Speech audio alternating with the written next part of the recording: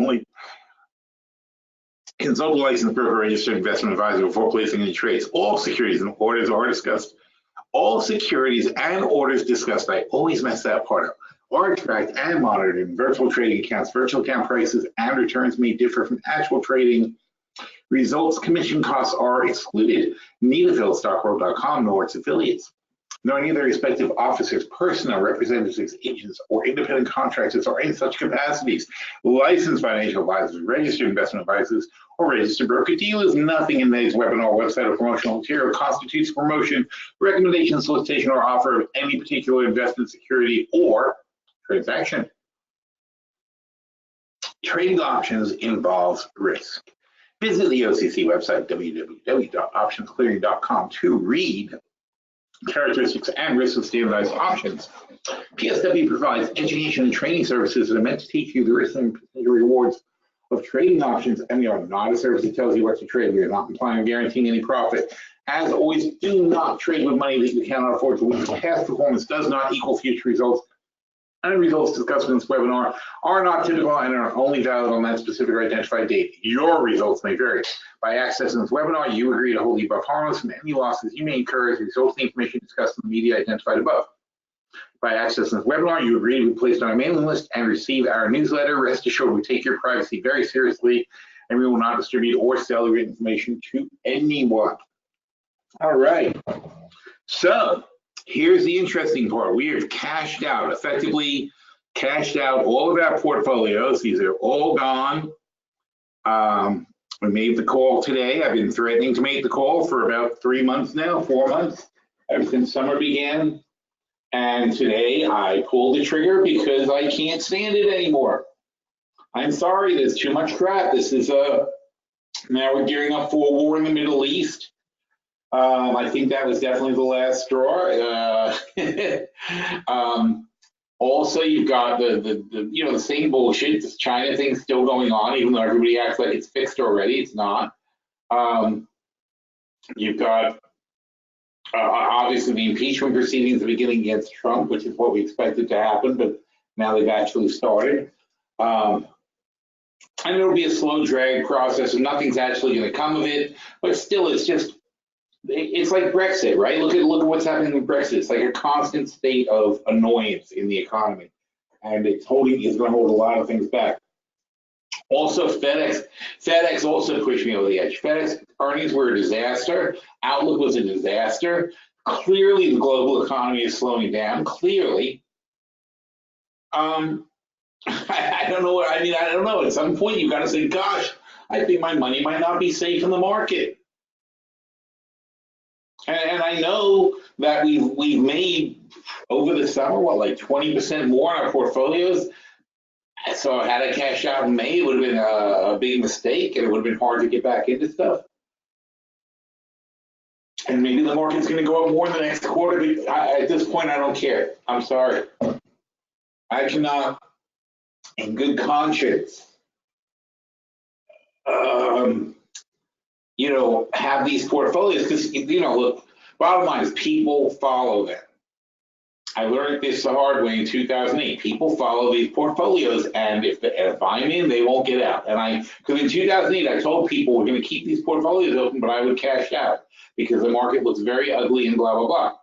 So it was almost what I'm saying right now, except I didn't cash the portfolios out because I said, well, let's run the portfolios and see what happens. Well, of course, everything was a disaster, and things went down, and people still had so many of these positions, and I just don't want to see that happen again. And I don't think it's going to be like 2008, but let's differentiate that. In 2008, or leading up to 2008, in a similar manner, we were ignoring warning signs all over the world. There were bank collapses in other countries. There was all kinds of problems, real estate stuff, and the price of oil was skyrocketing, and nobody seemed to think it was a bad thing. Because everybody's like, oh, look at all the money in the energy sector. It's taking over every other sector. It's like, well, how is that good when your economy is depending on this one thing to keep it going? And what we didn't know, well, there were two sectors driving the earnings. I'm sorry, three. Real estate was phenomenal, out of control. People buying homes all over the place. So the real estate sector was flying higher. The banks were flying higher because of the M&A activity that's going on all over the place, especially in the energy sector. And also there was the whole and the housing market. But it turned out that the housing market was effectively an illusion. All these mortgage companies were running effectively scams with money, and they were over leveraged to the hill. And the second the housing market stopped going up, everything collapsed.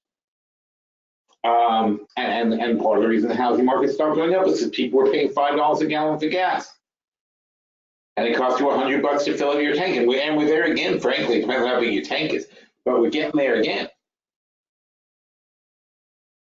You know, gasoline keeps creeping up on us, and my car takes like 20-something gallons. It cost me $75 to fill up my tank.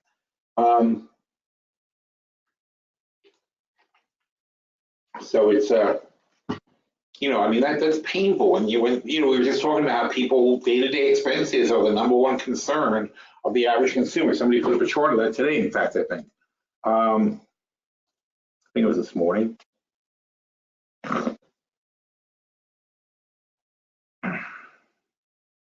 Was it Jean-Luc? Yeah. Tossing and turning. Okay, money problems keeping Americans up at night. Everyday expenses. 35% of the people worry about everyday expenses. More people than worry about their retirement or their health care or their credit card. It's how am I going to pay today's expenses? How will I afford lunch?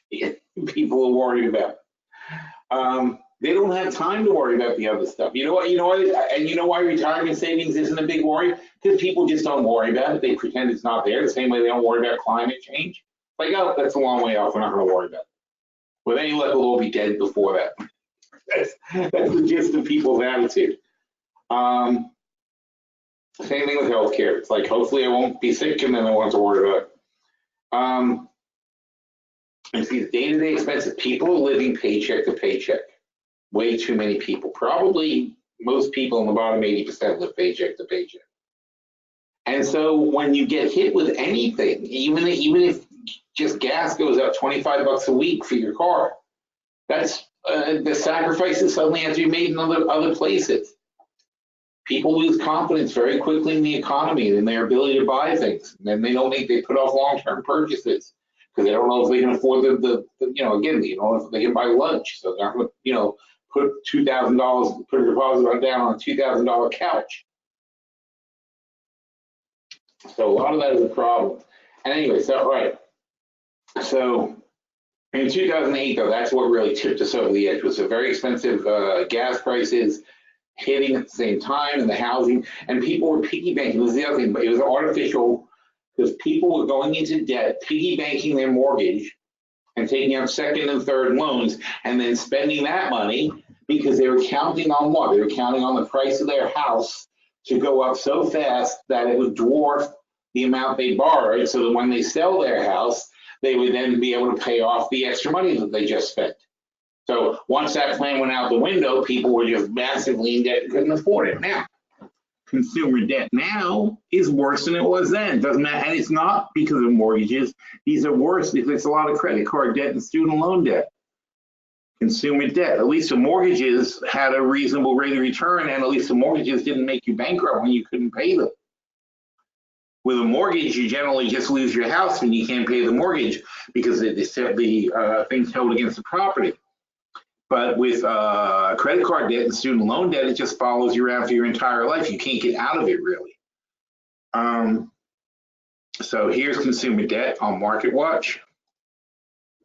I don't know how recent this is. It's pretty recent. So look, I mean, here's where we were in 2008, the height of the crisis in 2008. This is where the market collapsed, right here. That's when we started going downhill, right? And everything fell apart. Right here. And we are now, that's probably right here on this chart. We're now way higher. And what is it? This is student loans. This is yellow. That's a massive, massive. I mean, look, this was student loans back then. This is student loans now.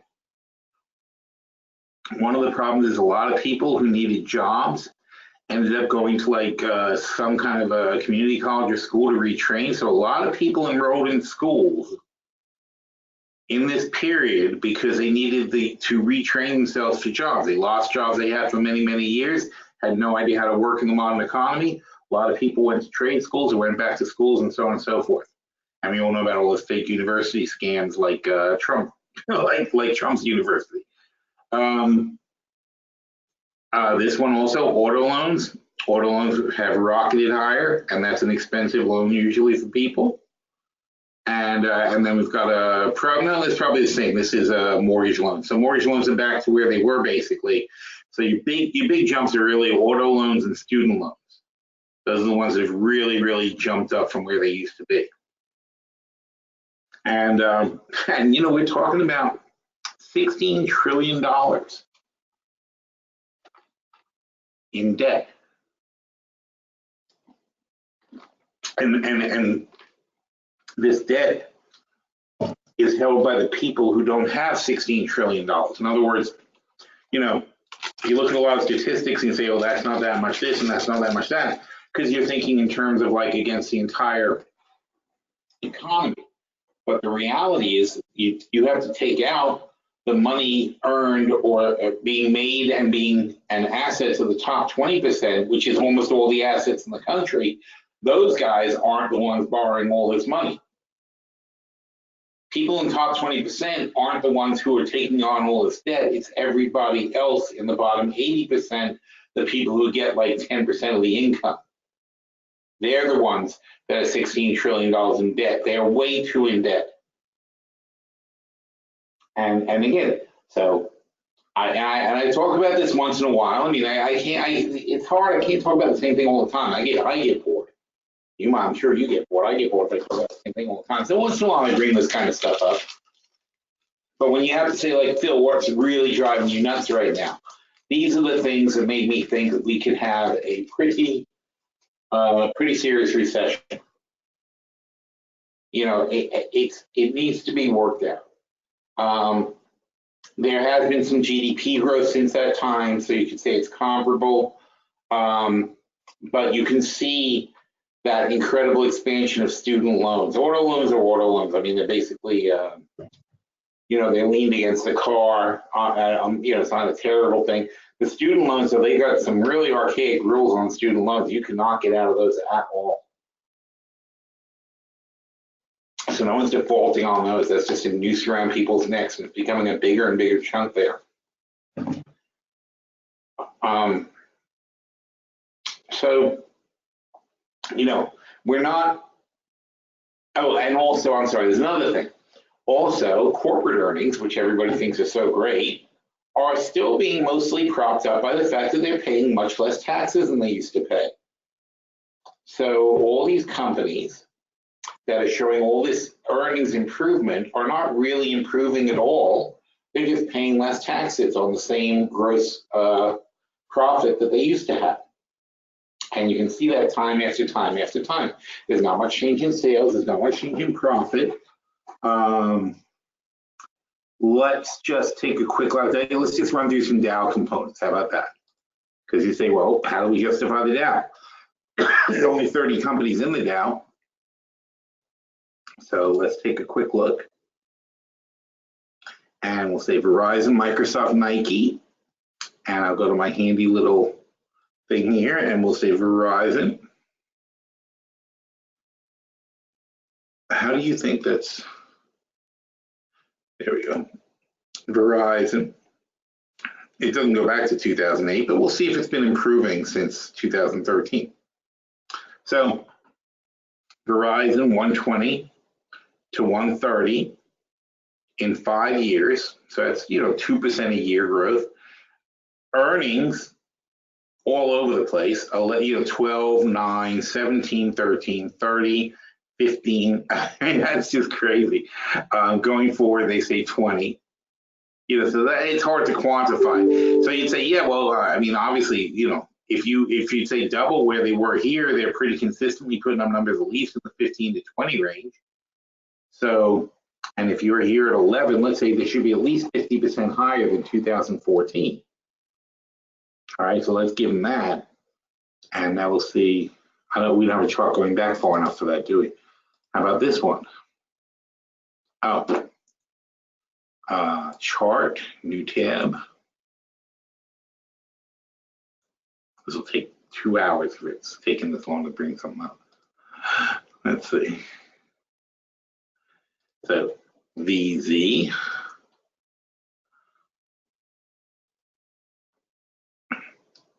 So we go back 5 years, we are 47 to 59. So this one's actually justified.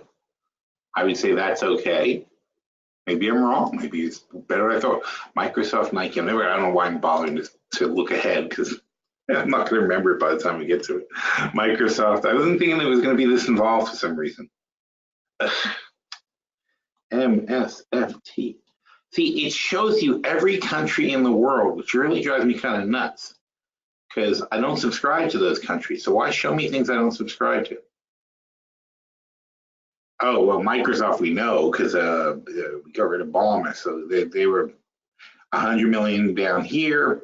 Now they're up to 120, 130, 150, 140.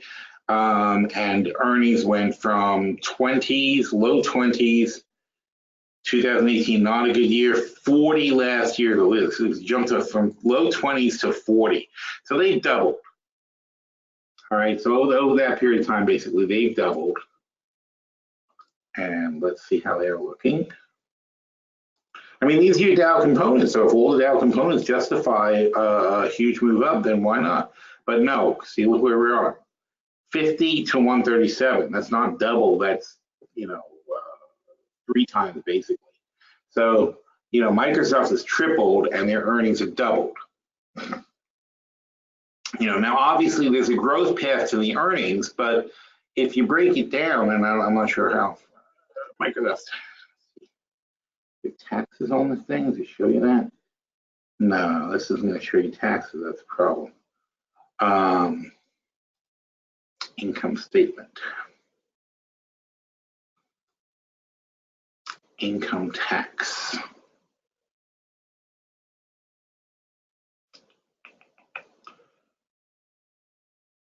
Not really showing it, but one thing you see here is that look, they were paying $6 billion on 18. Actually, you can't see it. Here they were paying $6 billion on 18 billion in income, right? Here they paid 5 on 25 billion in income. Here they paid 4 on 29 billion in income. 6 on 36. So 1/6 here. This is more less than 1/6. This is 1/5. This is 1/3, and this is 1/5. So they're actually it's going lower and lower. They're down to like 1/6. So basically paying 15% income tax on their earnings. So anyway, so without getting into every single one, these are the factors that you say, well, that's what changed more than other things is they suddenly don't pay as much taxes. And if they're not going to pay taxes, are their earnings going to go up? But how does that in the future make their earnings go up? It's not, you're not going to get the same bang for your buck out of next year and the year after that. A lot of these forward pricings and thinking that these valuations, that the earnings are going to keep growing the way they've been growing is not that likely to happen. And I will do one more, so I just find one that's going to make it. All right, Nike. Nike's going to be a better example because they're an industrial instead of, these guys don't have factories per se. So they don't have that problem. But Nike, NKE.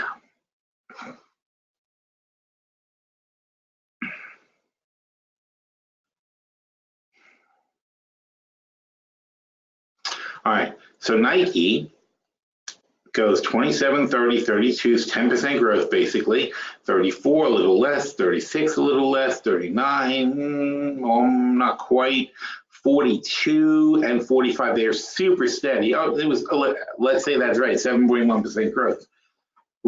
Earnings, on the other hand, net profit going up at an 8.4% clip. Okay, so outpacing a little bit. And earnings per share, blah, blah, blah. Okay, so now we'll go back to the income statement on these guys.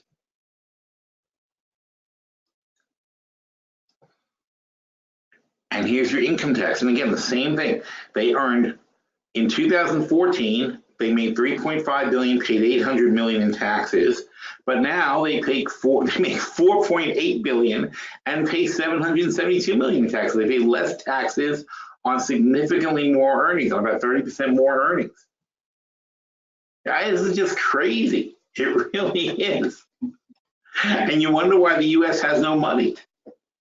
You're talking about, hundreds, they should be paying, if this is 880 and you get 30% more, so let's say about 2.5, they should be paying 11, about 11. So they're underpaying by like 3.5. They're 50% underpaying their taxes, basically. And this is, well, yeah, that's about right. That's about a third. This is not a third. This is not even a quarter. This is, in fact, what is that? That's 15%. Basically, people are paying 15% tax now for your corporation. All right. Now, meanwhile, going back to that Yahoo thing. Nope, not that one. NKE.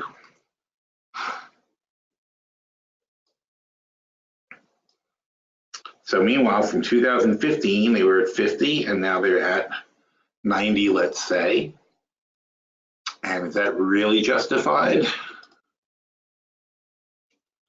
So 2015, the income was 4 billion, and now it's 4.7 billion, so 20% up. So it's 20% up, but they've gone 80% up in price.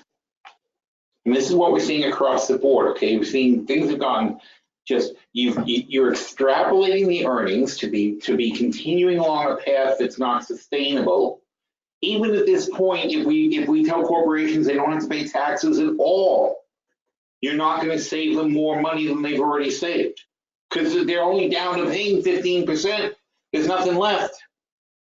They paid a third, now they're paying 15%. Maybe you can chop another 15% down and pay zero taxes. Or maybe they'll pass a law saying you have to give money to the corporations and thank them for their service. It's freaking nuts. So anyway, so again, I have many reasons that I would rather wait a quarter and watch what happens and sit out. And there'll be things to trade. In fact, going through the portfolios, we found plenty of things to trade. But I'm sorry, and another one which happens to be on TV right now. Nobody is addressing climate change. We have a $50 trillion minimum problem. And whether you do nothing and deal with the damage, or whether you do something and hopefully prevent the damage, either way, you're looking at a roughly $50 trillion problem. They've done studies, and either way is going to be incredibly expensive going forward. The catastrophes, the disasters we're going to have to deal with, and whatever, it's all at some point got to be dealt with. And there's no provisions, nobody's putting things aside, nobody's really thinking about how it's going to happen or what they're going to do. It's crazy. It's like Brexit, except we have to Brexit the planet. None of this is being taken into account long term. Anyway, not that it's going to be taken into account the next 4 months, but at least I think coming to this election cycle, I think it's going to be more of an issue that people really discuss. Hopefully. I mean, last time they just basically ignored it, other than saying there's a climate crisis. This time, the last time the Democrats had the debate about it, they were pretty into their things, and now they've all come out. All the Democrats have plans to spend trillions of dollars to fight climate change, which is really going to be good for the economy. I mean, it's stimulus. It's you're doing a type of infrastructure spending, so it's not all bad. Where the money comes from, that's a whole different problem, but at some point it has to be done. So many things not being dealt with, not being addressed, incorrectly priced into the market are all good reasons for us to have cashed out. So we're done. That's it. Now, there are some exceptions. I'll get to that. Let's see if anybody's got questions. Ooh, big question. What's that? Hang on.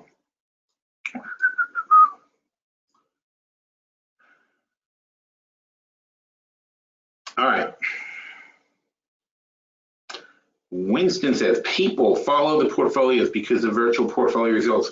There's probably too much rote following, but then some people get scared of some of the volatility. They stop following all their trades and adjustments, and then they get disappointed that they don't get their returns. I think you underestimate your power and influence. I worry about my power and influence. That's the problem. I mean, that's why I'm taking this line on cashing out. I don't want people holding a portfolio just because I have it open for educational purposes. So for educational purposes, I am cashing out the portfolios. We'll start from scratch. I think the most important lesson people can learn is how to build a portfolio properly. And we'll get started on some of that into next year. All right, so those are, and again, when I was just saying about the Hemboka portfolio, which got up 8%, it's 2% a month. If you get one of these, how much I love my compound rate calculators, right? Okay, so compound rate calculator. When you look at a portfolio that's growing 2% a month, so you start out with $100,000, maybe out of the zero, and you have now, instead of years, think it's months. So say 48 months to grow at 2% a month. Okay, that's going to take you, in 4 years, you're going to have $250,000 just making 2% a month. And you want to see how to make 2% a month? Let's pick AT&T, for example, who we just said we're going to dump.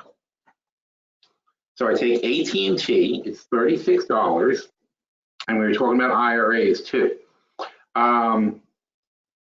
So at $36, let's say I have all cash, and I say I'm willing to buy AT&T at $32 in January. So I'm going to get 50 cents. Okay, and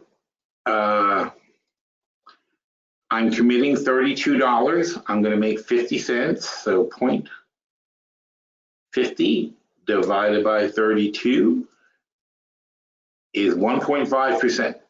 Oh, that's not enough. All right, let's find something else. Find something better. Because it's a few months. So it's a 0.5% a month. That's really not fun. Let's take Macy's. Okay, because I don't mind owning Macy's if they are cheaper. Although I'm sure a lot of people do. So it hasn't been working out so far. But Macy's is at 16, and let's say we're willing to buy it for 13. Okay, so it's a significant drop from here. And here you're going to be talking about 55 cents. So 0.55 divided by your commitment at 13. And now you're making 4.2% in 3 months. So in other words, just doing something stupid like that, just selling puts, you can yield yourself a 1 or 2% a month on a pretty regular basis. Obviously, we're in the portfolios, we're taking a position in doing that. But I'm saying even if you're just in cash and you're shotgunning some things that you would like to buy if they got cheaper, you can do that and pick up 1 or 2% a month doing that, doing simple trades like that. Obviously, if we owned the stock at 16 and we sold those calls for 50, and we sold the oh, look at that, we sold the $15 calls for 240. That's crazy. So if we sell this for 240, that's like net 15, and then we've got the minus 50 here, so you're at net 1450, a little bit lower actually. But 1450, and your worst case is you're going to get assigned more at 13. So you'd be at about 1375 on 2 times. But what you'd be doing is you'd be buying Macy's for 1635 minus 0.50 on the 55 on the short puts, and minus 240 on the short calls. It's 1340. So what you've done is you have Macy's for 1340. If it holds 15 into January, you're going to make $1.60, which is 10%. And there you go. There's 10% in 3 months. So that's what I mean. When you're doing a full option play, that's obviously 3% a month. So when you're doing a full option play, it's really, really easy to make 2 and 3% a month. And it seems tedious, but you're gonna more than double up every 3 years. This is a 150% gain in 4 years. So you're going to average 40% annual returns just doing stupid little things like that. You know, and that's what I want to teach people. I think,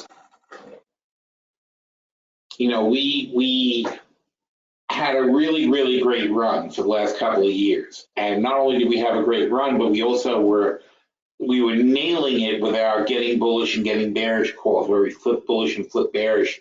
We were nailing a lot of those things. So we've had phenomenal performance, okay? I'm not saying we're going to replicate that, because that's just, it's very unusual market conditions. But can we make 30 and 40% a year consistently? Absolutely, we can do that, and I'm going to show you how. And it's the same thing we started out doing with the other portfolios, but accidentally we did a lot better. It's not, you don't go out starting to try to make 50% returns. You go out trying to make 20%, 30%, 40% returns. You try to patch together positions that are going to do that if they perform well, but also give you an out where you can say, well, okay, if they don't perform well, then I'll do this and then I'll do that. And all that thinking kind of gets lost in the wayside when you've already got 100 and something positions open in 5 portfolios. So I want to get back to basics. I want to start teaching this stuff again. I want to talk about selecting, building portfolios.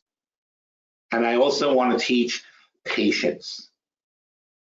Because you know what? Your $100,000 after 6 months is $112,000. And after 12 months, it's $126,000. So if you're only making 26% in the first year, how the hell do you get in 4 years to 150%? How does that happen? Your first year, you only made 26%. You still have to make another 155% to get to in the next 3 years. How are you going to double? How does it accelerate? And that's the point of compounding the interest. You're compounding your returns. You have more money, you take more positions, you sell more calls. And also, by the way, one of the things we do is we get more confident. So in other words, when we start a position, especially in the butterfly portfolio, so when we start a position, we may start off with a small amount like this, like Whirlpool, and we have 10 longs and we have 10 short calls. So we have a bull call spread, we have 5 puts, and then we sell half that many puts and calls. Now, in Whirlpool's case, nothing really ever went wrong. It's been pretty well behaved for us, so we haven't really made any major adjustments. But sometimes along the way, we'll make an adjustment. And when we make an adjustment, we decide, oh, it's too low, so we're going to now we're going to sell some more short calls or something like that. And we expand it, and then because we sold some more short calls, if we sold some more puts, then we say, well, now we sold some more puts, so we can afford to buy a few more long calls. And then we have some more long calls, then it goes back up, and then we sell some more short calls, and suddenly our position goes from 10 to 15 to 20 to 20 to whatever. We don't start these positions out generally with 25 contracts like Disney is. Disney, I'm sure, did not start with 25 contracts. We kind of work our way into it over time. But it's all just, you know, the constant adjusting of the position and to move it up and down and keep it in the range. And of course, obviously, the trick is to start off with stocks where you don't mind owning a bigger chunk down the road. So it's almost automatic. It's like as the portfolio grows, our commitments tend to grow in certain positions, and we'll own more and more of a stock. And even to the point where sometimes we'll start out pretty low with a low call and put, and if it keeps going up and up like it does, we'll sell that call, we'll cash in the calls and set up a new position for a different year or something like that. Like now the 2022s are out. So any opportunity I have to go to 2022, I love it, because I'm just selling more premium. And the more premium I can sell right up front, the more I like it. I know some people say, well, yeah, but you can sell a lot more premium if you sell it monthly or quarterly. That's true. But I like to just have the cash back and have a buffer and have a position I don't have to look at. I like that, especially since I know I'm going to end up having 100 positions over time. And I do not, and I super do not recommend that to regular people. And yes, I'm an irregular person because I just have the ability to, you know, keep all this stuff in my head, but that's from, you know, decades of doing it. And I don't recommend it. And also this is my job. Let's keep that in mind. Okay, I do this for a living. So I'm focused on it every single day, all day long. A regular person with a portfolio, you really shouldn't be carrying more than 20 positions, 40 at the most, and 40 would be a multi-million-dollar large portfolio that, and even so, 20 of those positions should be ones you're not worrying about. Like in the long-term portfolio, you know how like half the positions in the long-term portfolio, it has a lot of positions, but not most of them, half of them are ones we don't even look at, that we have no need to look at. Like for one thing, all the short puts, 21 short puts, I could care less about any of them. You know, if they go wrong, I care about them. But look at it. I mean, look at this. They're freaking beautiful, huh? Oh, and that makes my point too. What a good point. Okay, so here we have, and this is what we should have in the long-term portfolio. Every month we want to sell a $4,000 or $5,000 put. That's our goal. Sometimes we'll sell more. Look, we sold 26,000 in Apple. We sold 21,000 in Boeing. You know, sometimes we'll take a bigger chance. We sold 40,000 in CMG. So sometimes we'll take a chance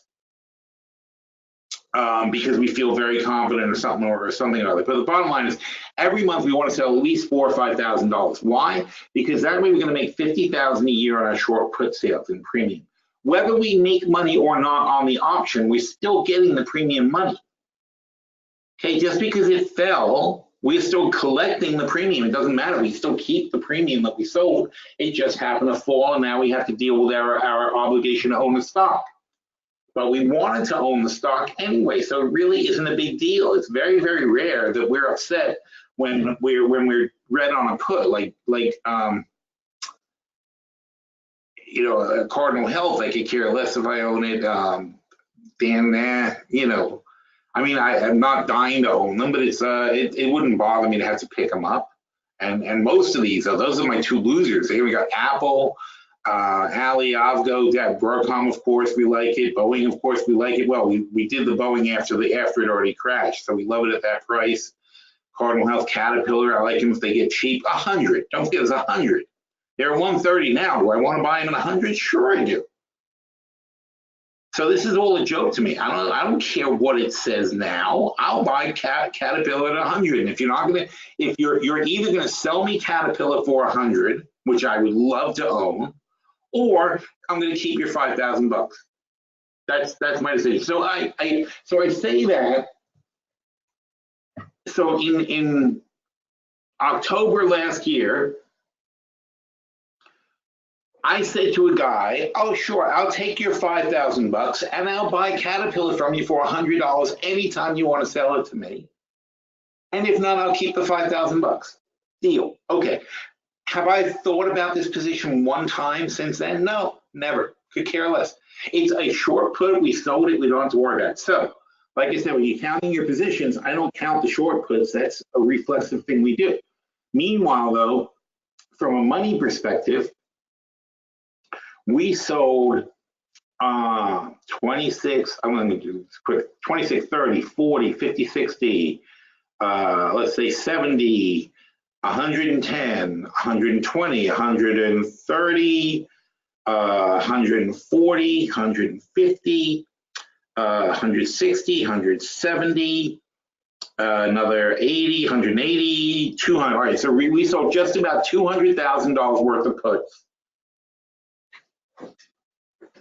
Selling, you know, not more usually than a couple per month. Maybe when we first started we did, but eventually we fill it up, and it's a rotation. So in other words, at the end of we generally I'll sell with January, so I don't want to deal with it constantly. But it's a rotation, and so at the end of January into January this year, and we take some off the table if they overperform or something like that.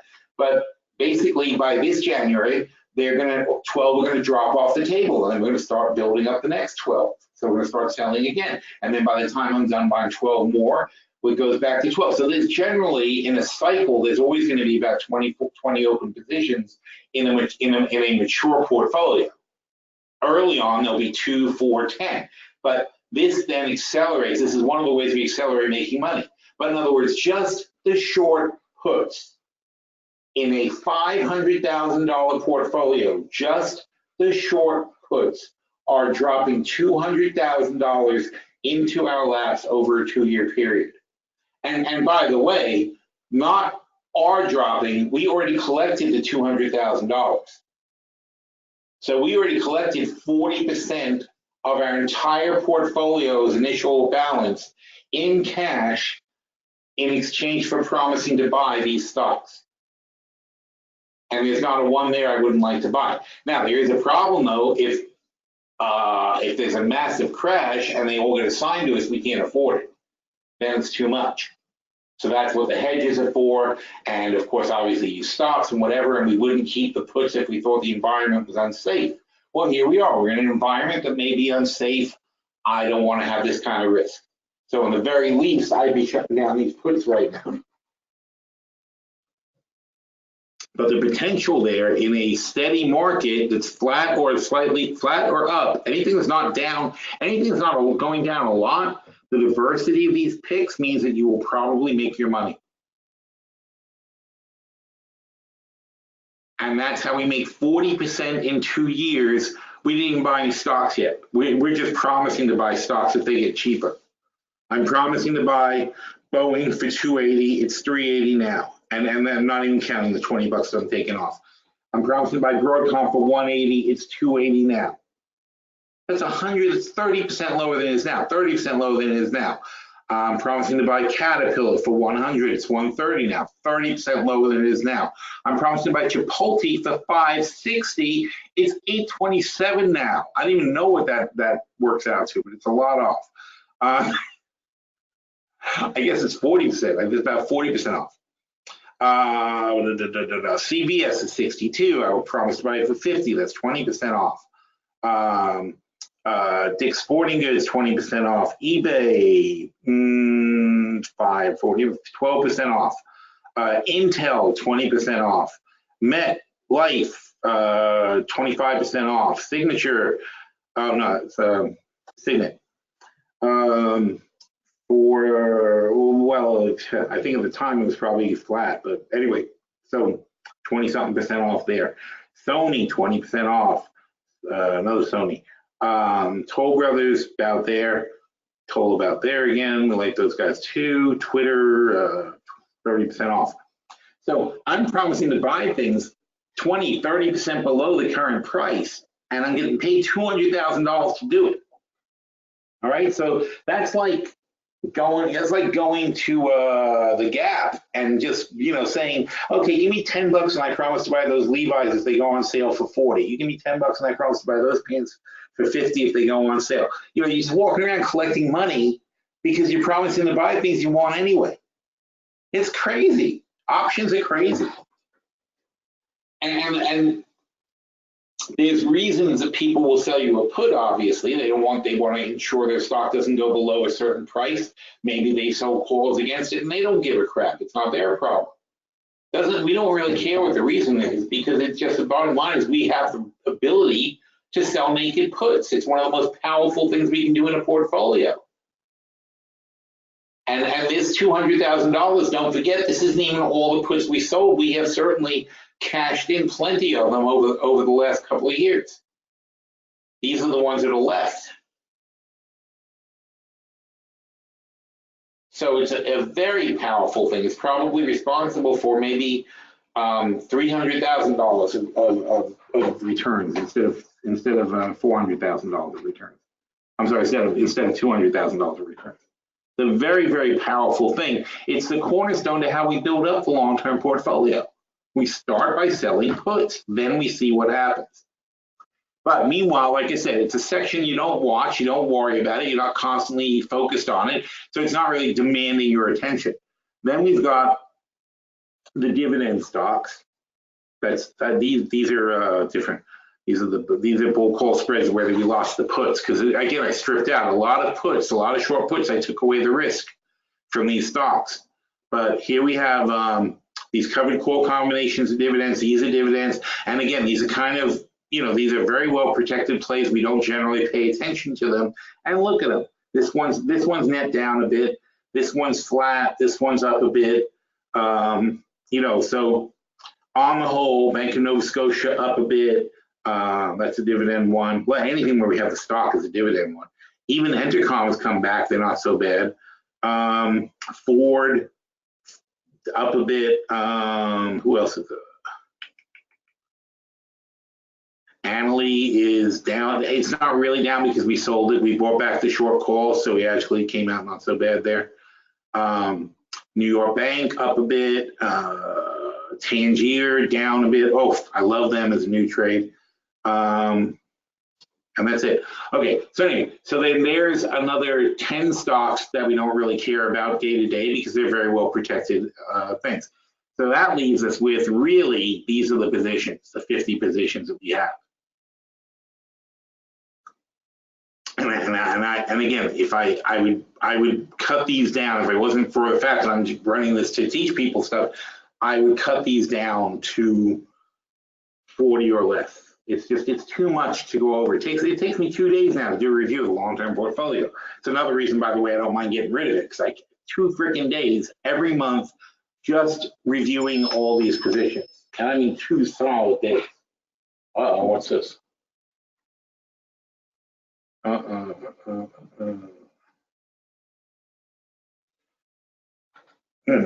Shoot.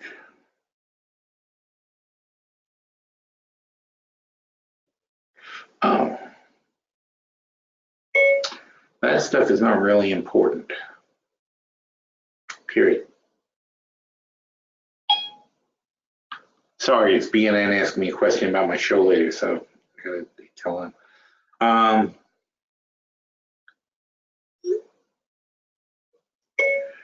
The securities value is the net trading value of the options, and the cash on hand is the cash in the portfolio.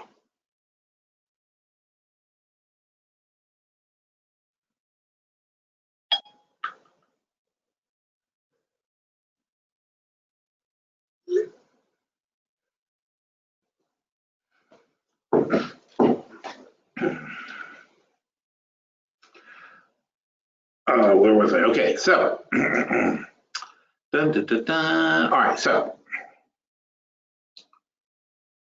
why are we looking at the long-term portfolio? I forgot. Oh, I was talking about building portfolio. So anyway, so yeah, we're not going to review the long-term portfolio. It'll take forever. But we did already review the other portfolios, so we'll get to that in a minute. Got 10 minutes until the Fed. And the Dow is down 62 points. Eric says, we're expecting the market to drop, which I do over the next, if we're expecting the market to drop, which I do over the next few months, will you look for shorting opportunities or just wait for a reasonable bottom?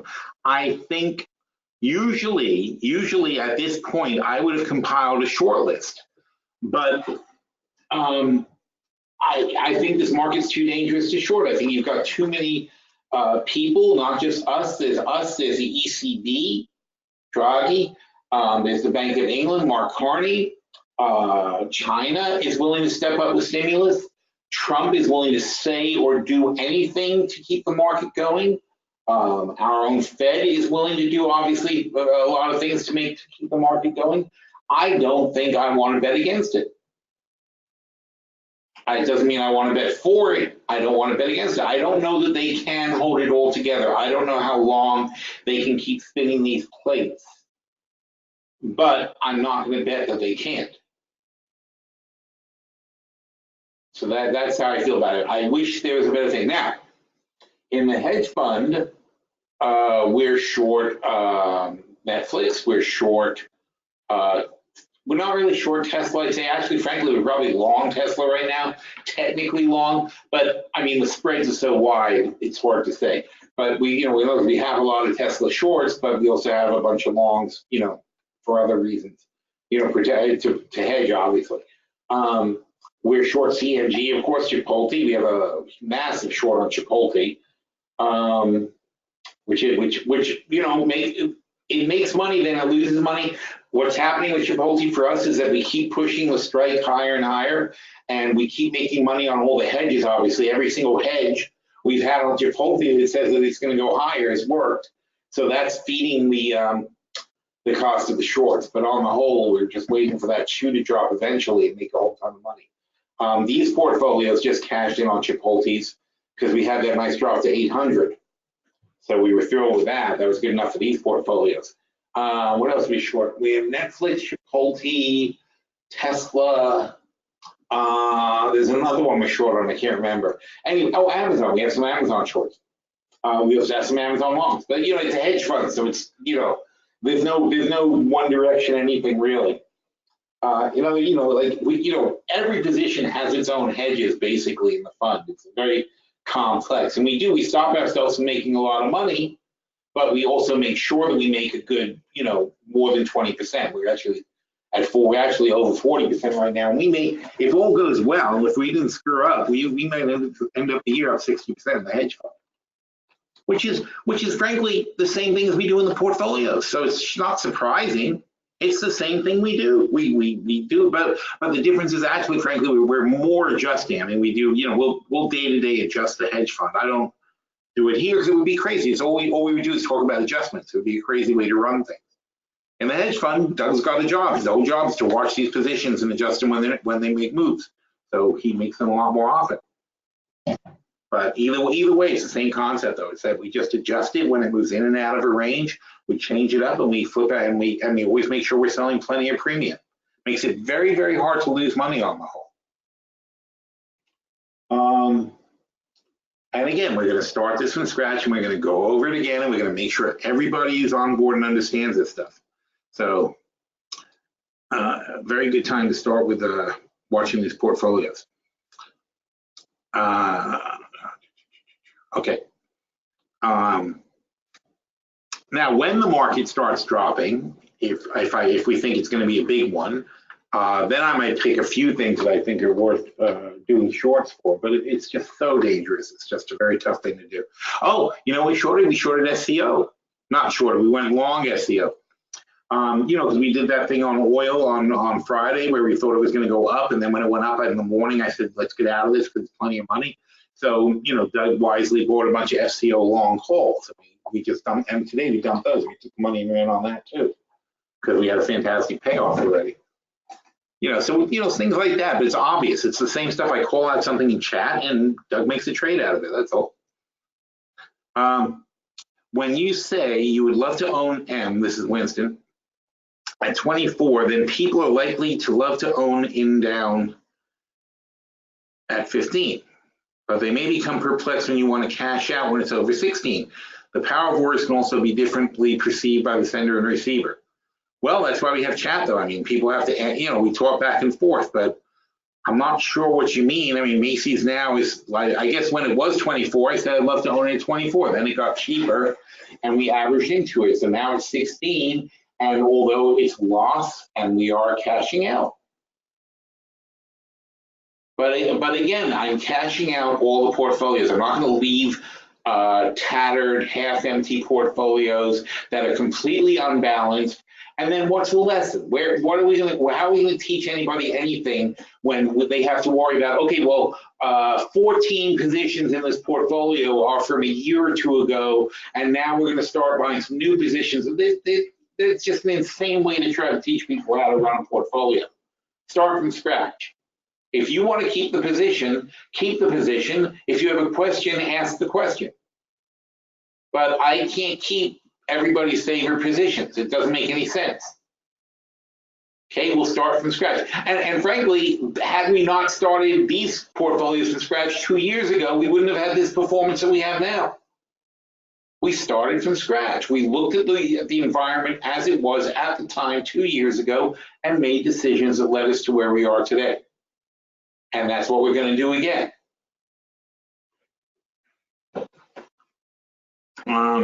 Leaps, artificial buy rates versus quarterly. Have you ever considered the flexibility that a shorter time frame may offer, especially when it comes to closing out portfolios? I'd really like to see you manage a shorter term portfolio, say 6 months, where you gain more flexibility at the cost of more time and mental energy to deliver performance. I think it would be fantastic if you started a virtual portfolio which carried the wild and wacky option strategy world, which was absolutely for paper money, but only showed the risk and rewards and caveats and compromises, oh my God, of trying exotic stuff. It would be a fantastic learning experience for all, methinks. I disagree. We have done stuff like that in the past, and it ends up being a highly technical conversation between 2 or 3 people on the board, and everybody else is like, God, when are we going to do something everybody else can follow? That's problem number 1. Problem number 2 is it's not what I want to teach people. I don't want to teach people to swing for the fences. I do not want to teach people to take chances like that. I want to teach people how you can use options to take safe, conservative strategies and make a good, steady income out of it so that they can get rich. All this other stuff is just, it's nonsense. All right, it's like being a baseball player, and yeah, you can swing really, really hard and hit a home run over the fence, but that's not a technique anyone's going to teach a kid when they're learning how to trade, how to play baseball. You teach them to make contact with the ball. Step number 1, learn how to make contact, because you know what? If you can't bat 250, you're not going to be up at the plate in the major leagues to swing for the fences. So first learn how to walk before you can run. And if you're interested in exotic strategy, again, that's what the chat room is for. Feel free to propose something. But we do plenty of strange stuff like in the butterfly portfolio and things like that. But I don't see any difference between the difference to me between a 6-month trade and a 2-year trade is I have less buffer in a 6-month trade. And you see it all the time. I take my 2-year trades and I roll them out to 3-year trades and 4-year trades. Those are the adjustments I make. And we can do it very comfortably because we don't have that ridiculous pressure of having to do everything in 6 months. Not only that, but I just on August 29th wrote an article saying 5 trades that make $25,000 in 5 months. I just did an entire article just for that purpose. Exactly what you're saying, I just did that. So I go here. So for variety, sure, once in a while, I don't mind doing it, but I'm not going to change the whole strategy of the site to accommodate that kind of stuff. We used to do more weird stuff. And by the way, in a flat market, I'll do more weird stuff. If the market's like it was in before 2005, before 2006, really, when the market was kind of boring and flat for a couple of years. We were doing more interesting spreads. We were doing some ratio back spreads, what they were called. So we'd have a certain amount here and a certain amount there, and we do funny things. But that's what you do when nothing else is going on, when there's no movement in the market. But the way the market's now, I mean, wait, what was the number? I said it today, didn't I? It was in the review. Home. I don't know. Where did I say it? Anyway, the 5 trades from August. Oh, 1 o'clock. Thanks, Dan. The Fed vote to cut rates 7-3, 0.25% they've cut rates. And the market is liking it at the moment. It's the same as last time, though. As long as Trump keeps his mouth shut, it'll be bullish. But we'll see if Trump can keep his mouth shut. But then we got to see what what's his face says at 2:30. Unfortunately, and I can't stay. I can't stay that long. Or maybe I can stay till right about 2:30. Oh, that's not going to help though, is it? So no, I'm not going to do it. I can't really stay till 2:30. I got to get ready to go to BNN because it's a new studio and I have to get there early. So I'll be on 7 o'clock tonight on BNN in Canada. So hang on, I'm just watching what he's saying. Oh, no, Dow's down 112, 115. Wow. The quarter cut disappoints.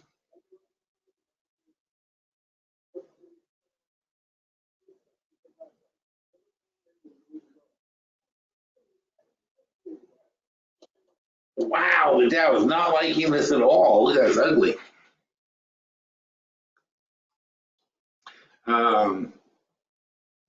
All right, and Winston says 5 trades. I guess Santa hedges also plus inflation picks. That's right. I do all kinds of stuff like that. I just honestly, my preference is to do set and forget trades where you have a long time, and a trade that's going to make 800% in 2 years is still going to make 200% in 6 months if it's on track. So it's not like it can't make good money. It doesn't have to terminate itself. You have to terminate it. Anyhow, so what was I going to say? Oh yeah, so the 5 trades. I forget the number, but those 5 trades were like, I think it was like $6,000 of cash laid out, $6,500 in cash laid out to make $33,000 in profit. So it makes like 500% on the money on those 5 trades. And that's in 5 months. 5 months, 500% gain in 5 months on the cash, and the margin was about $26,000 on that one. So yeah, we can do those trades all the time. I just don't generally feel strongly enough about stocks. And what I did is because I was looking through the portfolio very closely and had some alternate stocks, and I was looking at some possible trades of the year and things, and I just, in my head, I just sort of like had that set put together where I was like, oh, let's do this. This will be fun into the holidays. Oh, and the other reason I did the 5 trades, I did those 5 trades because I said, look, here's what you can do. You can cash out your portfolio and then move into these trades, which takes very little of your cash, only a little bit of your margin that's sitting on the sideline, and you're still going to get a big pop and make, even if you cashed out $200,000, $250,000, these 5 trades will make you 10% for the last quarter of the year. And you've got to be happy with 10% a quarter. You've got to be happy with that. You cannot be unhappy with that, or you shouldn't be trading. Then you need to get to the roulette wheel, because it's just not. It's okay. But again, back to the compound rate calculator, right? If you make 40% a year for 20 years, $100,000 turns into $83 million. Okay, so it's not realistic. You're not going to consistently make 40% and never lose money. Oh, now the Dow's coming back a bit, so it's all ending up a big nothing. I don't know who the hell is selling like that. So $83 million, that's 40%. If you make 30% a year, and again, don't forget the key is not to lose money. $19 million, that's okay too, right? Off 100,000. I don't mind 19 million off 100,000. How about if we make 20% a year for 20 years? $4 million off $100,000. That's better than buying a house. Okay, you're not going to do better buying a house. You're not going to do better. Even there's not many businesses you can start that are going to throw off that kind of money. That's basically 10 times your money every 5 years. That's how much money that is. That's what you need to, that's what we all need to learn. How to consistently make 20% and not lose. And I just said that to Doug this morning. In fact, we had a talk about that. I said, Doug, because he's very excited, because if it all goes well, we're going to make 60% or more by the end of the year in the hedge fund. And I said to Doug, I said, you know what, look, I don't care about making 60%. As much fun as that is, I said, what I care about right now is not losing any of my 40%. Because 40% is huge, and we will build off the 40% next year. But in this uncertain quarter in the fund, I wanted to make sure that we are locked down and protecting our 40% from whatever kind of disaster may happen. And I feel pretty confident that we have locked that down. But again, the ability that we have to make 20% more by the end of the year, and the way we structured our positions, where like I said, we have like our Tesla would have to go up or down $100 to break our trade. And not that it can, but it's not very likely it's going to do that in the next few months. So you know, we have trades like that where it's like there's almost no chance that we're going to get burned on this, and it's going to pay us a lot of money. So we're keeping these trades. But again, he's sitting there 24 hours a day, 7 days a week, staring at screens, and he's ready to make drastic changes immediately if anything happens. It's not like something like what we do, which is we'll communicate changes once a month in the portfolios. And yeah, we're here during the day, but honestly, I am loath to make changes. I'm loath to call out quick changes to the portfolios because I figure that I know it's not. I figure at any given day, there's probably about not even a third of the members will even log in during any given day. You know, so you know, it's like you're not going to catch everybody. If I say something in chat, I'm not going to catch everybody. And you know, a lot of people have, you know, they work, they have jobs, they travel, whatever. They're just not around to make these kind of changes. People count on the fact that we make our changes during expiration week. That's when we make our changes in the portfolios. Between times, we might add some trades and things like that, but we don't make a lot of adjustments. And you shouldn't have to, though, because a good portfolio shouldn't need constant adjusting.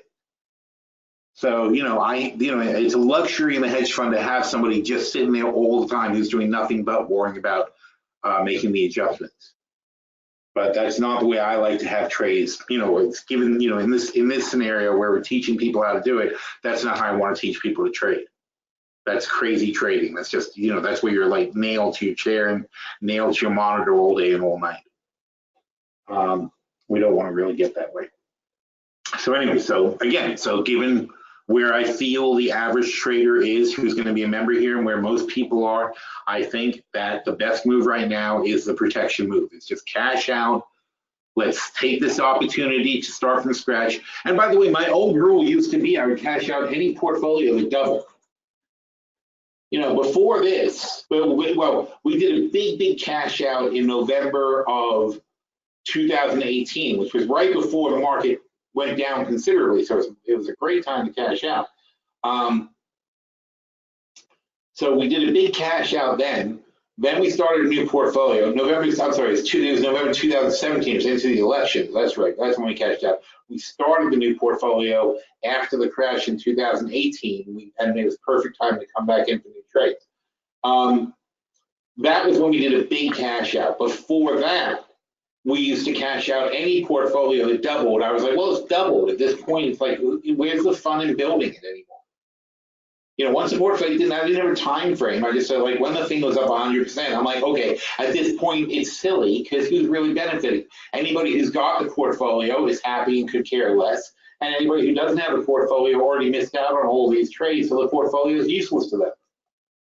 Now, in this cycle, I wanted to let the portfolios run a bit to illustrate the advantage of the compounding of the rates. So you know, every year it gets stronger and stronger and stronger. So I want people to understand that. So now, given this context, hopefully I can refer back to what we've done so far, and I'll keep people focused on the fact that yes, okay, we made 2% this month. That's great. 2% is great to start off. 3% the next month, 4% the next month. That's all we need to do. You don't need to try to make 20% a month or 20% a quarter, Winston. It's not important. You need to consistently, because you're not doing this, Winston, right? You're certainly not doing this. Otherwise you wouldn't be here. You would be on a yacht somewhere. Okay, you're not doing this. You're not making 40% every year. You're not making 10% every single quarter and compounding it. I want to steady. I want to make 30% and pretty much never lose money. Even if we make 20% and never lose money, that would be great. But overall, sure, sometimes we'll make 50%, sometimes we'll make 15%. I'd like to never have a negative. That's my goal. Don't lose money. Same as Warren Buffett's goal, don't lose money. It's you lose money and you lose a year. And if you lose a year, watch this. I mean, your years to grow, 20, 19, 3.8. Look at that, you lost $700,000. 18 years, 3.2, 2.6, you lost $600,000. That's what happens when you lose money. because you're going to be 65 on the same day, no matter what happens in between. So you're either going to turn 65 with $3.8 million, or you're going to have 2 losing years where you give back 20%, and then to get back to where you were, you'll be down to $2.6 million. And now you've lost $1.2 million.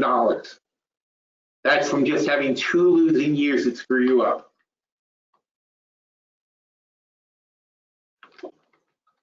That's why don't lose money is the important thing, not make more money.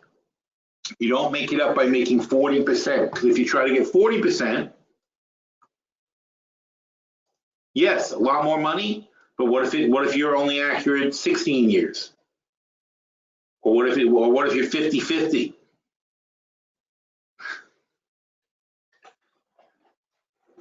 It's not worth it. It's not worth chasing that kind of money.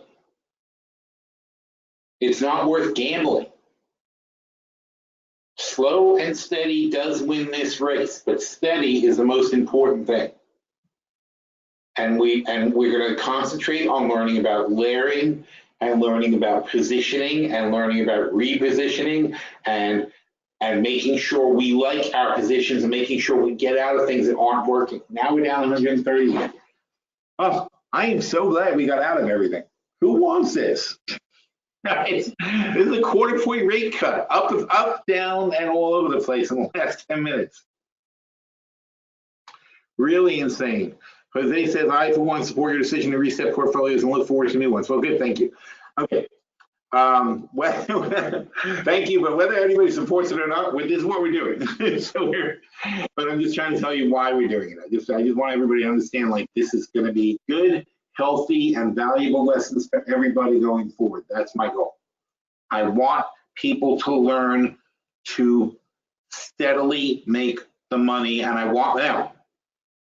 I know it's a hard, the abstract thing here is really the compounding concept, the monthly compounding concept, that it's never going to feel good at the beginning. It's never going to be exciting to make money as we're building our portfolios, because there's several factors involved. We start out with very small positions. We start out using very, very little of our money. We'll use a quarter of the money we have. The money that we have in the new portfolios is going to go back to $100,000 and back to $500,000 long-term portfolio. We're not starting with $2.5 million. If you have $2.5 million, multiply it by 5, then you have $2.5 million. But, we're going to start out with small positions, normal. And what are we doing? We're protecting our money. Take $2.5 million off the table, and we're going to now take $600,000 off the $2.5 million and make a new long-term and short-term portfolio.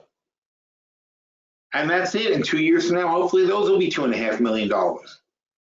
I don't need to play the whole $2.5 million. I can put that safe and put it away somewhere, or invest in a property, or buy some rental properties or something. Do something else that makes money. Invest in a business. Do something else with your money. Don't just keep it in the market. Don't be a one-trick pony.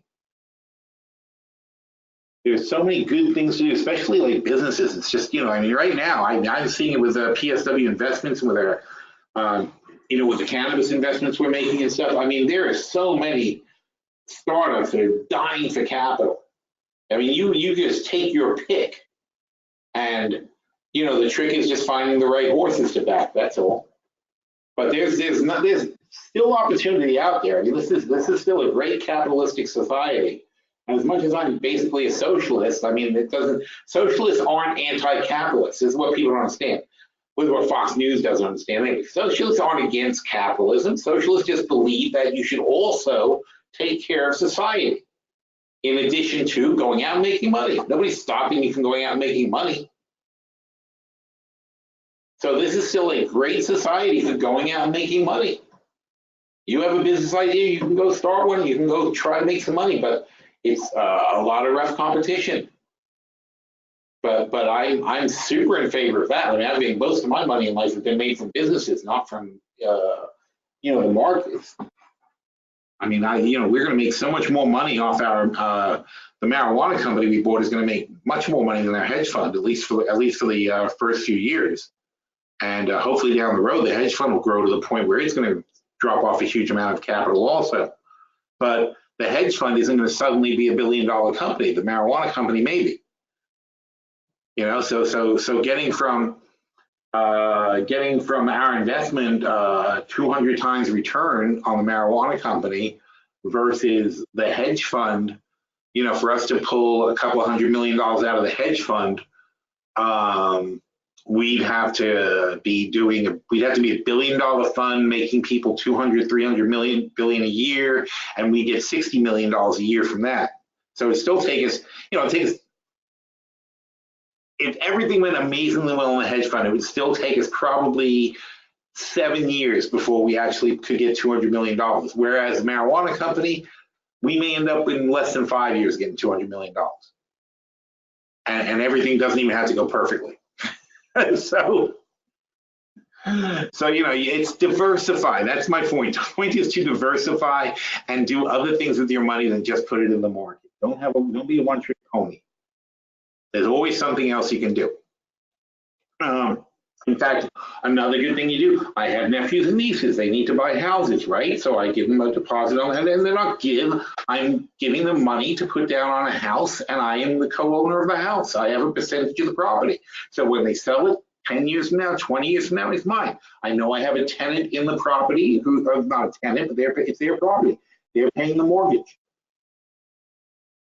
All I did was put some money into a house, and I have input into the house that I like, and I put some money down, and they are very, very happy. Of course, I've done a wonderful thing for them and helped them own a home. And meanwhile, I've got real estate investments, but I've got real estate investments where I don't have to sit there and worry about tenants or anything like that. But these people live there. They're raising a family in this house. 20 years from now, I'll find out what it's worth. Or my kid, or if I'm dead, my kids will find out what it's worth. It doesn't matter. It's mine. I own a piece of that house. So that's one nice way to invest in real estate. We can actually help people and invest in real estate at the same time, because God knows everybody needs some money for deposits and so on and so forth. But again, don't let people just buy any old house they want. You've got to say, this is a value in the neighborhood that I endorse, that I'm willing to pay. And I also, by the way, very much push people into being in multi-family houses. Because for me, there's nothing better than a multi-family house. You live in part of it, and you rent out part of it, and you get an income off it. It's a fantastic way to build wealth in real estate. The same thing goes for businesses. You can invest in businesses that actually help people. You can invest in businesses that you think fill a need in the community. You can invest in businesses that have benefits to the environment. You can do a lot of things with money that are good. It doesn't have to just sit in stocks. When you make a lot of money, think about how you can diversify into some other things, and then just go out and make some more money. That's all. Where are we? Okay, let's find out what the Fed actually said. So let's see, FOM. Oh, you know what? Forget this. Twitter is the best place to find this out. Twitter, that looks like Twitter. And we're going to say FED.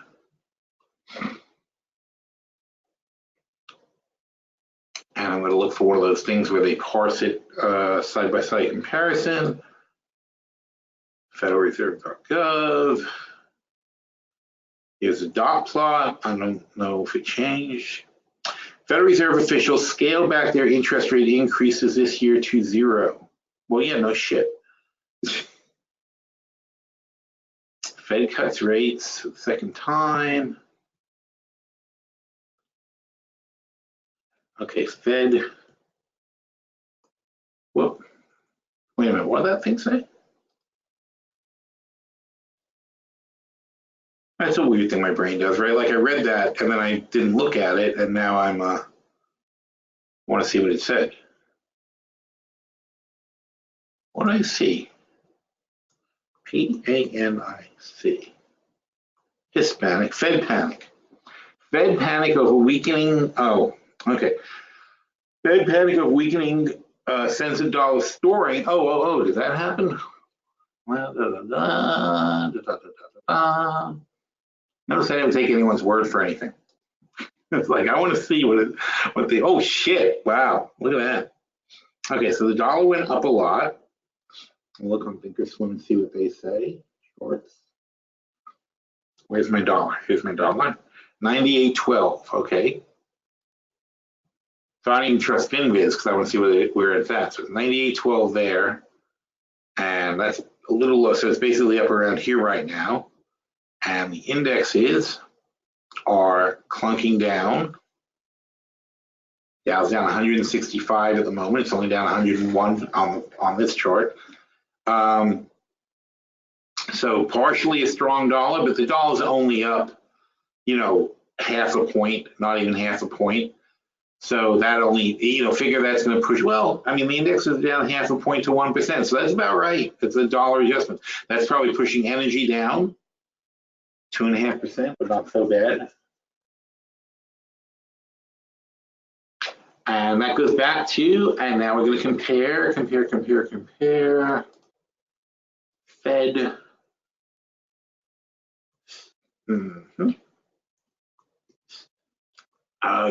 Why are you doing that? STAT statement. Compare. Oh, there you go. January and December. That's not helpful at all.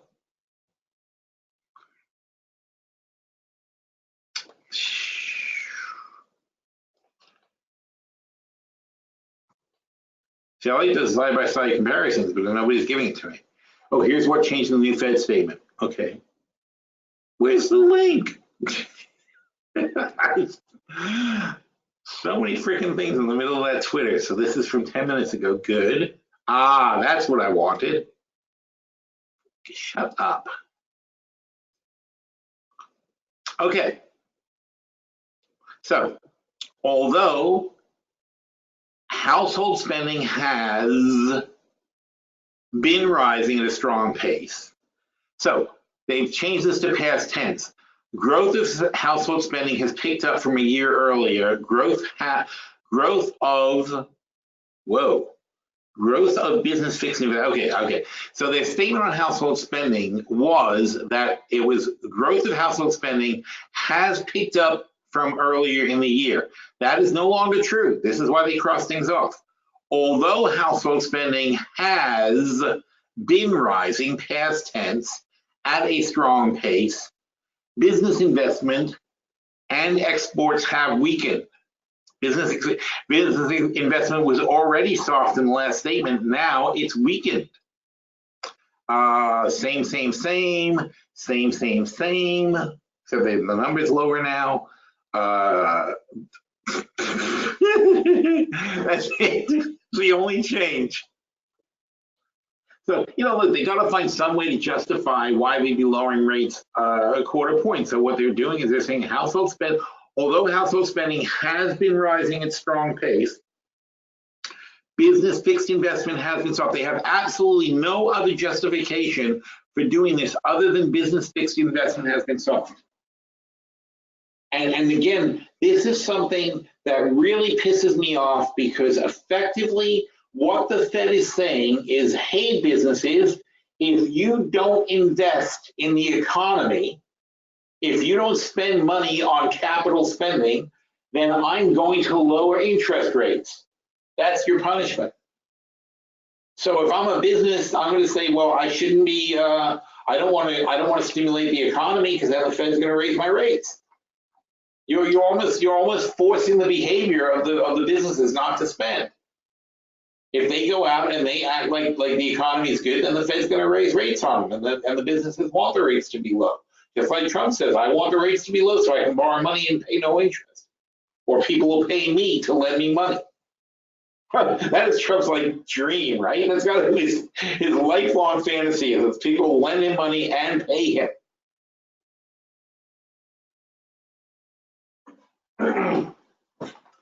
So it's a big nothing. There's nothing here. You know, we're literally talking about 1, 2, 3, 4, 5, 6, 7, 8, 9, 10, 11, 12, 13, 14, 15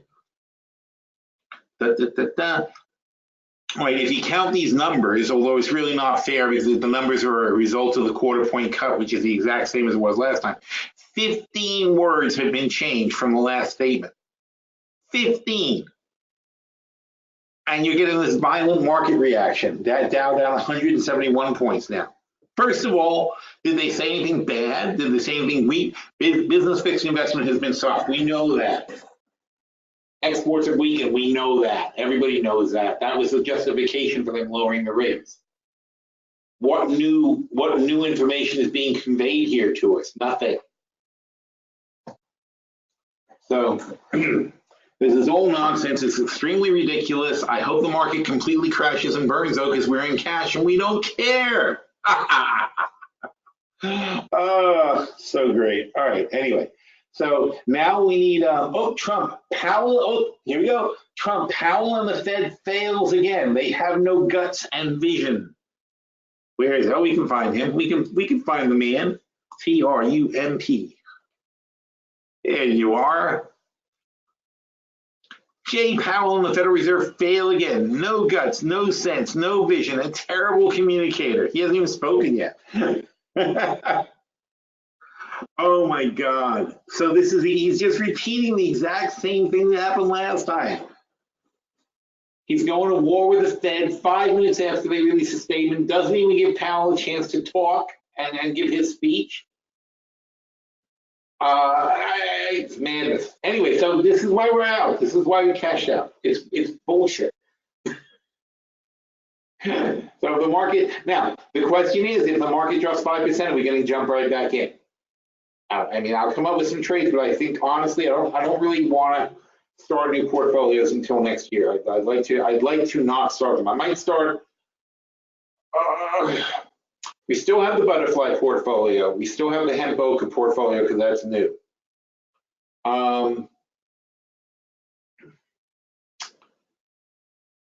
The options opportunity is gone and may never come back. We may make something new for that. The STP and the LTP are empty. So, okay, let's say if we do anything, we're going to do it in the short-term portfolio. Okay, I don't mind, just for tracking purposes, we might pick up a few things in the short-term portfolio. But we'll look for stuff. I'm going to make a buy list. It's my next thing now. My project is to make a buy list, and we'll have stocks that we're going to be watching to see if they get cheaper. But this is the bullshit I wanted to skip. This is the bullshit I wanted everyone to skip. Okay, who wants to go through this again and watch the S&P drop back to 2850 again and wonder if 2850 is going to hold again? It's crazy.